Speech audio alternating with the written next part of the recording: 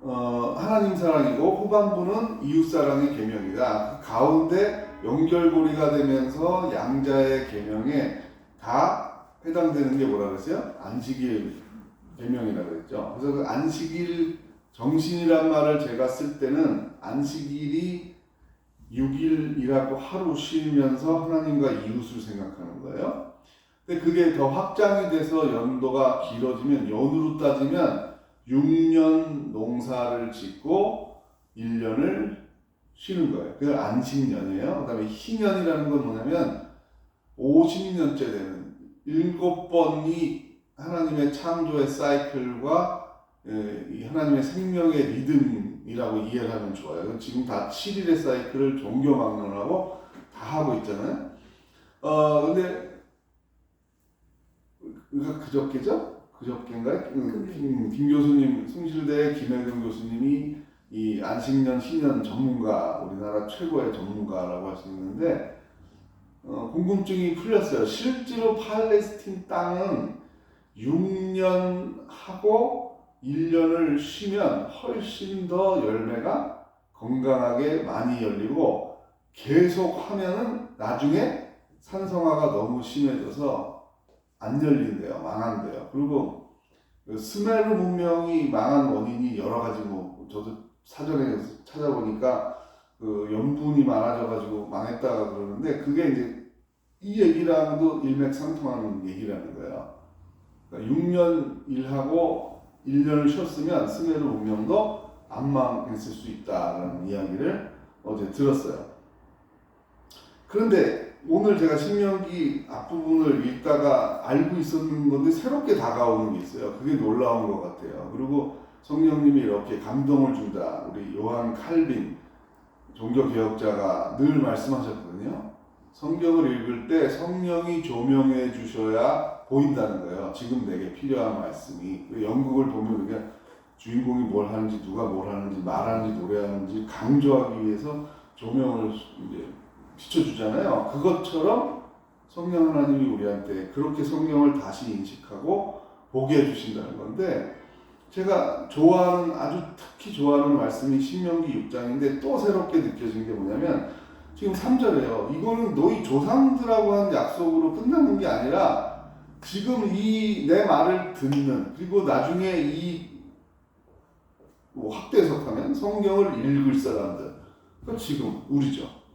그러니까 하나님을 믿는 신앙인들, 성경을 읽는 참된 독자들에게 주는 말씀이고 계약이다 이 말이에요.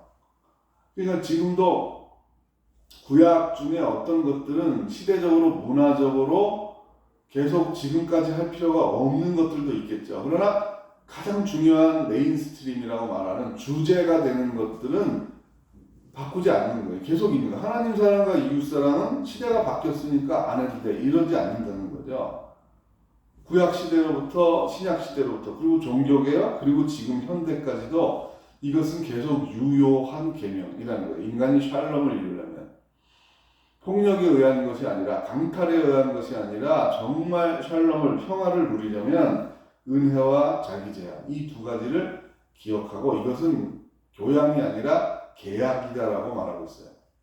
계약을 어기면 우리 드라마 볼 때도 많이 나오잖아요. 연예인들 이렇게 스캔들 나가지고 광고 취소되면 위약금을 물어야 돼. 이게 나오잖아요.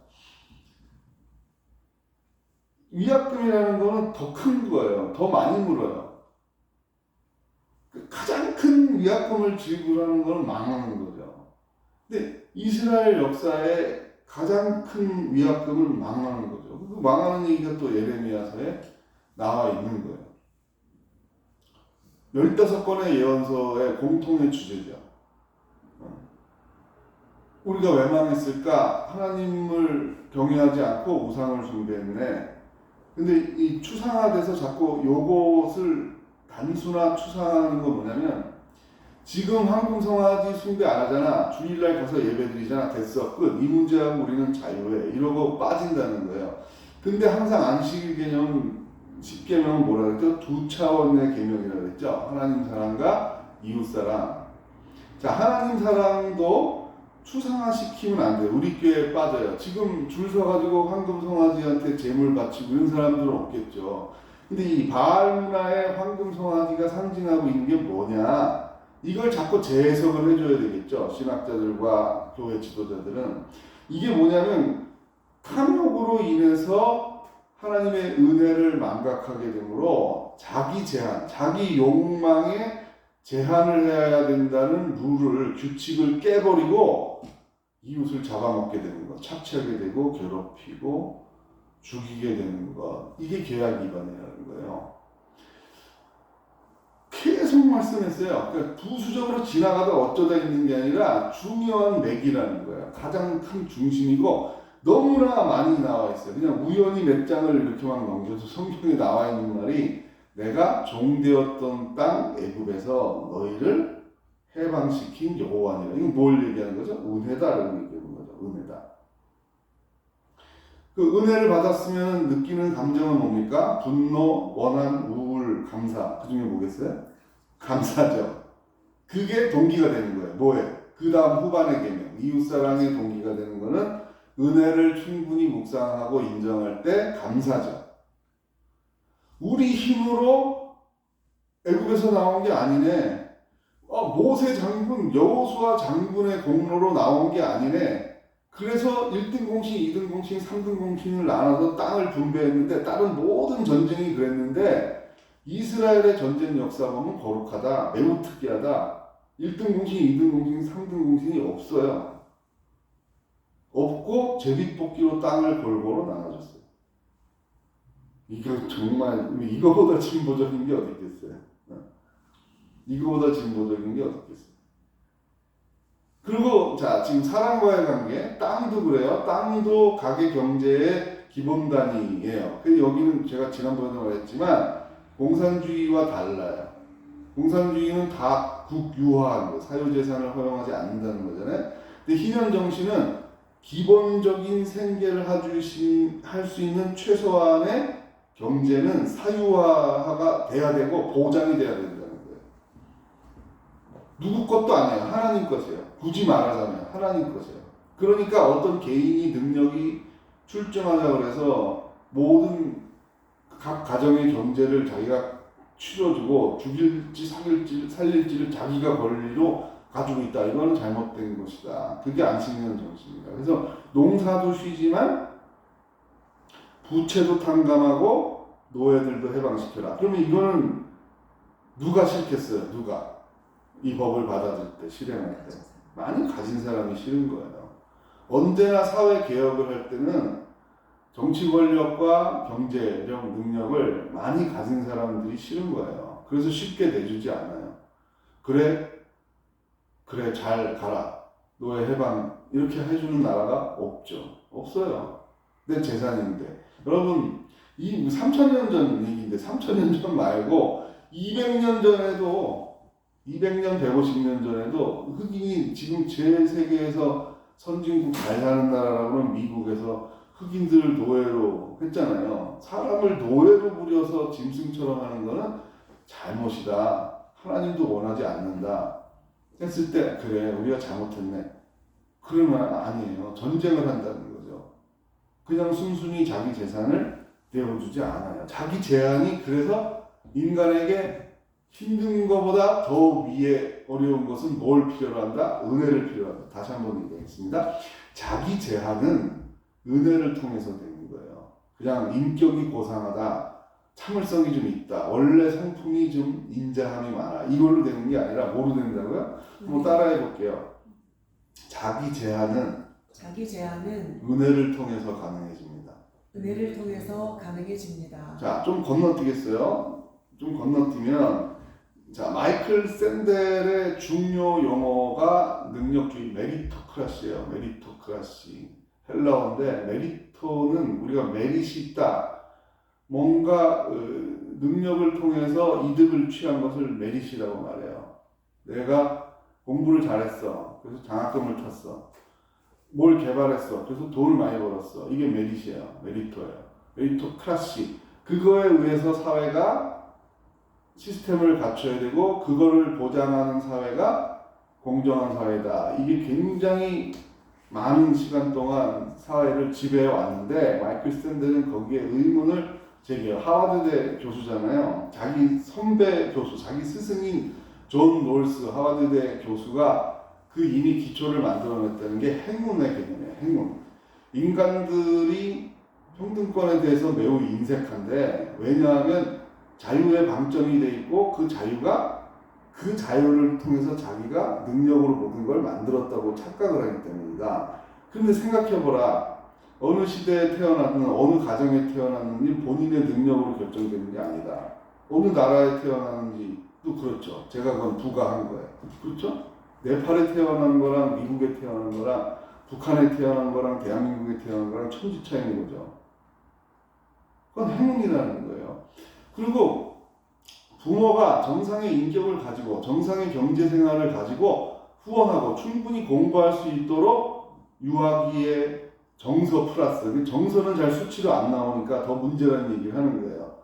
교육비 대주는 거 뭐 이런 거는 나올 수 있지만 그래서 돈이 없고 불우하고 또 그 안에 불화가 있고 하면 마이너스 요인이 많이 있는 거죠. 본인의 능력이 아니라는 거죠. 그래서 지금 이뤄낸 성취의 100%가 다 내가 가져도 정당하다라는 생각은 철학적으로도 틀렸고 신학적으로도 틀렸고 도덕적으로도 틀렸다라는 얘기입니다.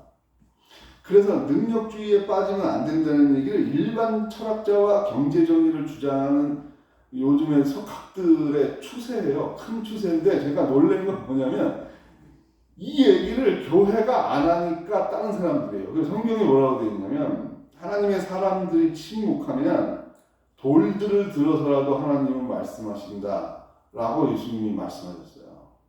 근데 그거는 누군가 얘기하면 되지. 그 얘기가 아니라 촛대를 옮긴다는 뜻이에요. 하나님이 주었던 복을 회수해야 된다는 뜻이에요.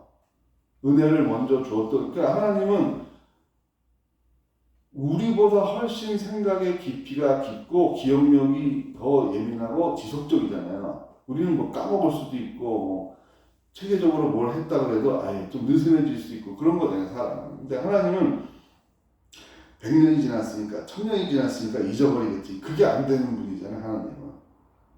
그러니까 무서운 거예요. 자, 에레미야서 우리가 읽은데 무슨 얘기냐면 쉽게 풀이하면 너희가 내 안식년과 신년의 법을 어겼지.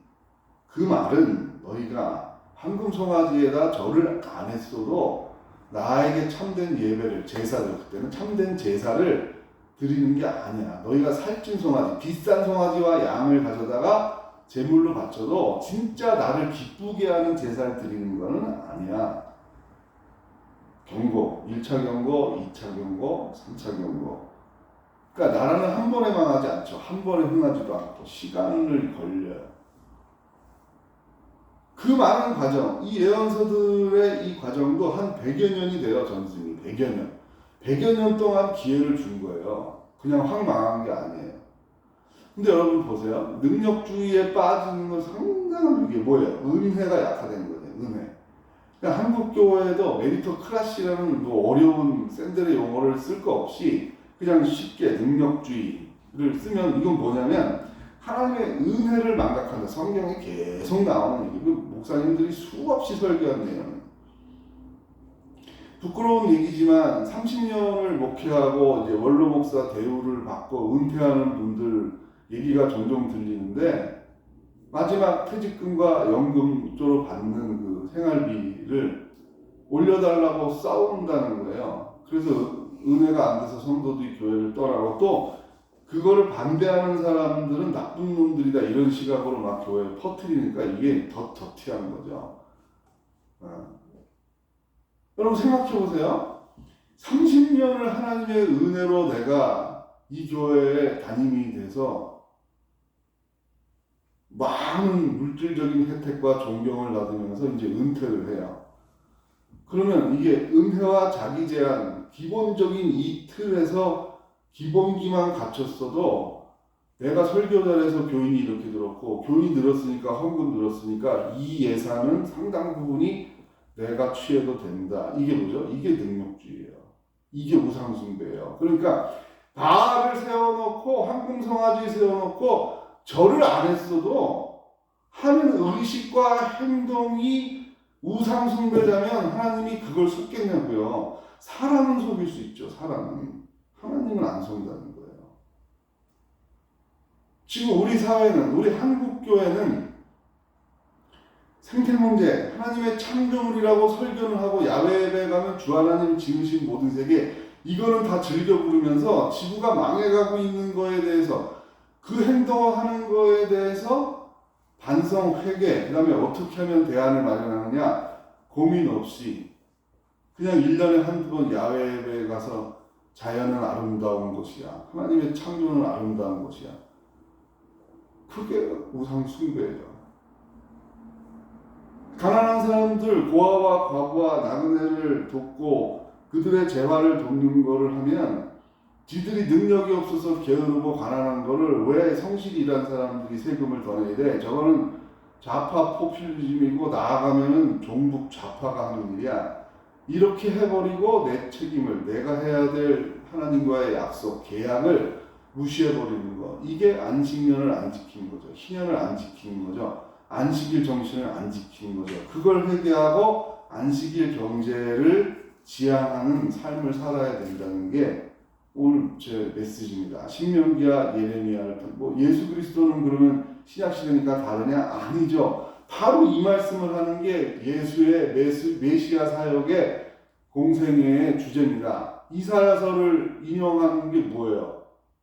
바로 희년을 선포하는 걸로 시작을 합니다. 희년이 없어졌다. 포로기 이후에 망했으니까 포로기와 솔로몬 이후에 역사 문서가 아주 고대잖아요.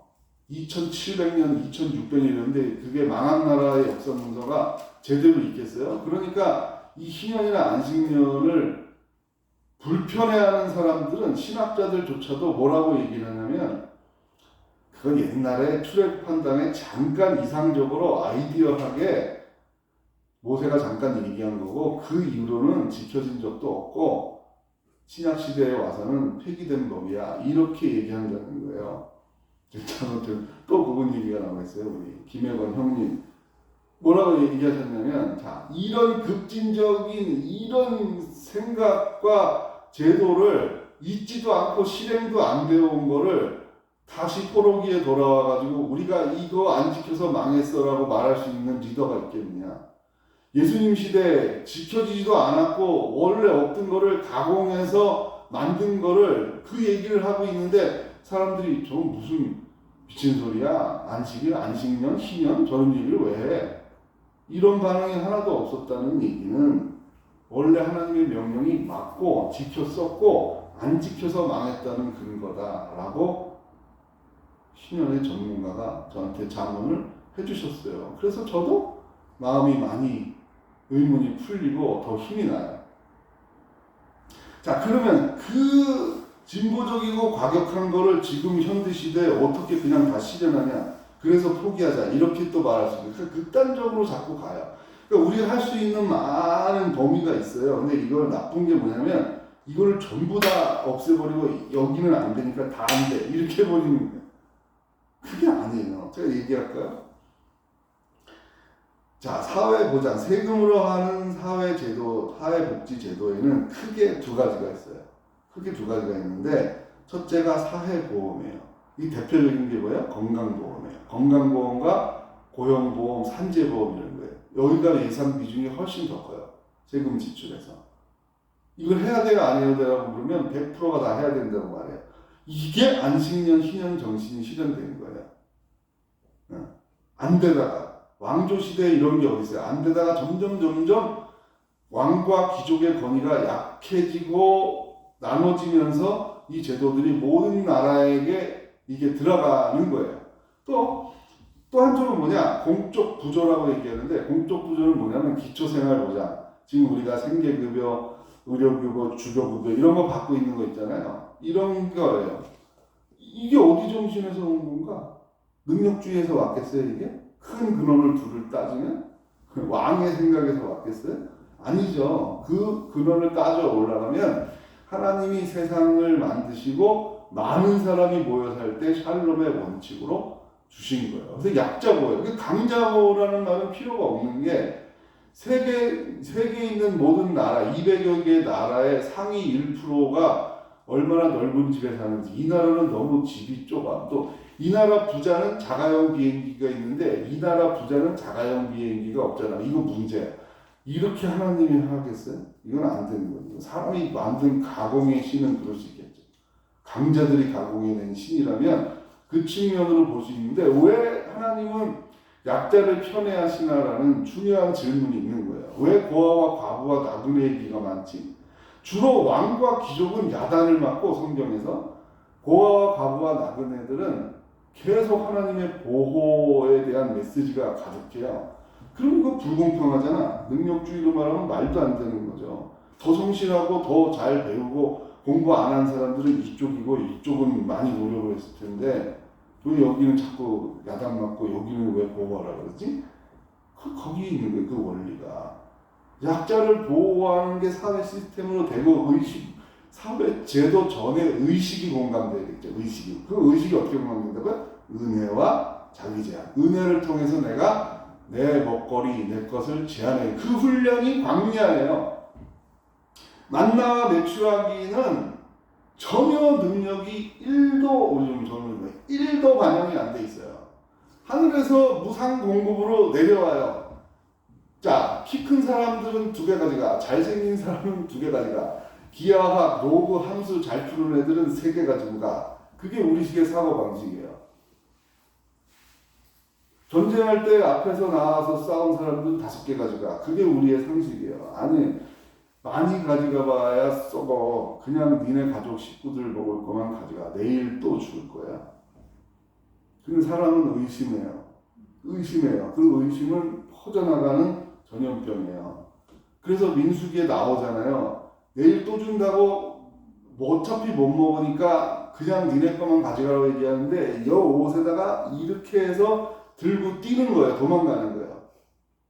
그날 몇천 명이 죽었어요. 몇천 명이. 하늘에서 벼락이 떨어져서. 통제가 안 되니까. 이 모든 질서가 한 번에 다 무너지는 거예요. 수십만 명이 배급을 받아서 먹는데 왜냐하면 왜 자비 하나님인데 왜 몇천 명이 죽었을까? 슬프면서 재밌는 표현이 있는데 민수기에 아직 씹으면서 도망을 갔대요. 씹으면서 망청 가지고 도망을 갔는데 죽은 시체의 이 사이에 메추라기 고기가 꽂혀 있었다. 그게 성경 원어의 얘기예요. 우리 번역에는 이 사이에 메추라기가 있을 때 벼락 맞아 죽었다 이렇게 돼 있죠. 그게 사람이에요. 얼마나 예수님이 주기도문을 가르쳐 주실 때 다른 사람들은 이렇게 사는데 너희는 나의 가르침을 따라 살려면 이 기도를 매일 해야 돼. 그러니까 주문처럼 한번 해야 돼. 그게 아니겠죠. 마음으로 받아들이고 그것을 사회 제도로 만들고 그거죠. 일용할 양식을 우리에게 주세요. 2000년 전에 가르쳐준 기도인데 아직도 이게 안 되고 있는 거잖아요. 이렇게 많은 기독교인이 생겼는데도 안 되는 거잖아요. 또 많습니다. 자, 불평등 완화와 공공선 확대, 재활시켜주는 거, 그 다음에 그 부채를 탕감하고 여러 가지 우리나라에도 지금 시스템, 이거는 자본주의 안에 있는 시스템입니다. 시장 경제에서 도태된 사람들을 완전히 능력주의로 배격하게 되면 시장 경제에 굉장한 위협이 돼요. 그게 최근 석학들에게서 나오는 논문들이에요. 불평등을 그대로 방치하면 시장 경제 효율성이 더 떨어져. 위기가 와. 그래서 공적 구조를 하는 것은 절대 시장 경제를 해치는 게 아니야. 그 혜택을 크게 받은 기업들의 사건이 그게 서브프라임이고 이번에 코로나인 거죠. 원칙적으로 시장 자율주의에 맡기고 능력주의에 맡기면 리만 브라더스를 비롯한 수많은 회사들은 다 부도가 났어야죠. 수많은 실업자가 났어야 되는 거죠. 근데 그거를 몇 천조를 달러를 찍어가지고 다 메꿔준 거예요. 그 나중에 세금으로 받아들인다 이런 거잖아요. 여러분, 이 많은 사람이 인류가 80억이 같이 살아간다는 거는 얼마나 어려운 일이겠어요. 모두가 다 욕심, 내 사랑은 내 자식 정도, 손자, 손녀 여기까지밖에 안 미치는 게 우리의 본성이면 그거를 넘어서서 샬롬을 만들려고 그러면 하나님이 은혜를 주는 거죠. 그래서 은혜를 주고 훈련시키는 거죠.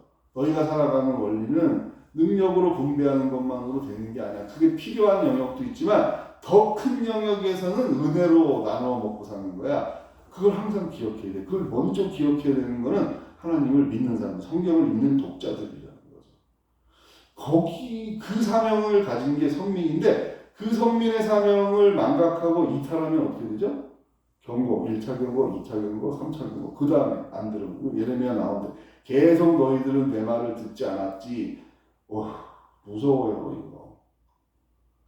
성에 도시에 사람들이 없어서 황폐하게 될 것이야. 끌려가가지고 남은 사람이 예루살렘에 없을 거야. 이 얘기예요. 자, 이제 말씀을 맺도록 하겠습니다. 우리나라에 당면한 제일 큰 문제 중에 하나는 뭐냐면 불로소득 환수죠. 부동산 투기가 만연돼서 70년 동안 지금까지 계속 되어 오고 있어요. 자, 그럼 여기에서 불로소득을 단계적으로 완화하는데 국민들 의식이 동의하게 되면 이걸 뭘 한다는 거예요? 이 돈을 가지고 재생에너지 재원도 할 수 있고 경제정의에 대한 복지에 대한 재원도 할 수 있고 기본소득에 대한 재원도 할 수 있고 많은 이 은혜와 자기 제한에 대한 시스템들을 보완할 수가 있습니다. 그런데 보세요. 부동산에 세금을 매기려는 거 나오면 바로 과장해가지고 나라 망해, 종북자파야, 남미처럼 돼. 이렇게 되니까 그 가운데 스텝들이 있을 거예요. 과격하게 가면 안 되지만 단계적으로 갈 수 있는 길도 있는데 그거를 못하게 차단해 버리는 거죠.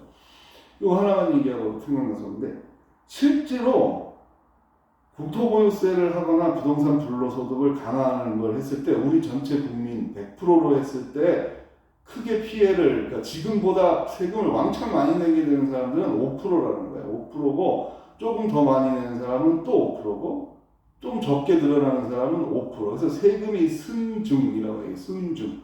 지금 내는 세금에서 순중이 되는 비율은 15% 내외라고 논문이 나와 있습니다. 나머지 85%는 순수해예요. 그럼 이것도 차등해서 점점 내려가겠죠. 약간 이득이 되는 사람 5%, 좀 더 이득이 되는 사람 5%, 좀 더 이득이 되는 사람 10%, 많이 혜택을 받게 되는 사람 10%, 이런 식으로 이게 피라미드 구조가 돼 있는 건데 이 85%에 해당되는 많은 사람들이 이걸 반대하는 데다가 표를 던진다는 거예요. 왜? 나라가 망하면 안 되니까요. 그렇게 교육이 돼 있습니다.